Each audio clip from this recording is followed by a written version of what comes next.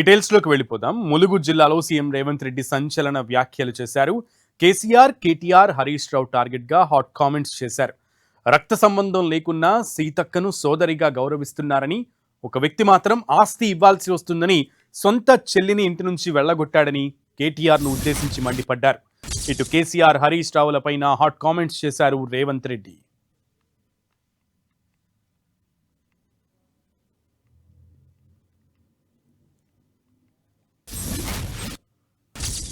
ఒక పక్కన రక్తం పంచుకొని పుట్టకపోయినా మా సీతక్కను ఇంటి ఆడబిడ్డ కింద నేను చూస్తున్నా. ఇంకో పక్కన ఇంకొకడు ఉన్నాడు, రక్తం పంచుకొని తొడబుట్టిన ఆడబిడ్డను కూడా ఆస్తిలో భాగం ఇవ్వాల్సి వస్తుందని ఇంట్లోకెళ్ళి బయటికి మెడలు పట్టి దొబ్బిండు. ఇంత దుర్మార్గం ఉన్నది. సొంత చెల్లెలకే న్యాయం చేయలేనోడు తెలంగాణ రాష్ట్రంలో 2 కోట్ల మంది ఆడబిడ్డలకు న్యాయం చేస్తాడా?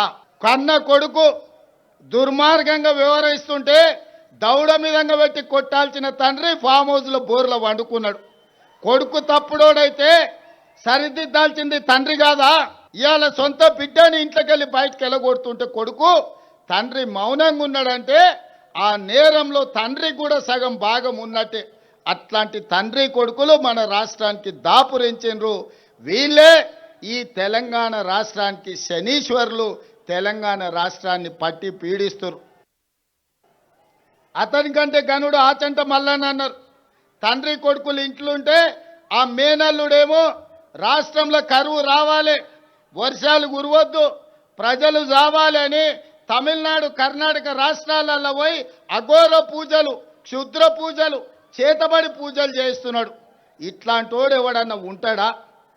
అధికారం పోతే ప్రజల సాగు కోరుకుంటాడా ఎవడన్నా? ఇంత సన్నాసులు ఈరోజు రాష్ట్రంలో ప్రతిపక్షంలో ఉన్నారు. కాబట్టి వాళ్ళు ఎన్ని పూజలు చేసినా, ఎన్ని క్షుద్ర పూజలు చేసినా, అఘోర రావు గారు అఘోర పూజలు చేసినా దేవుడు మన వైపు ఉన్నాడు.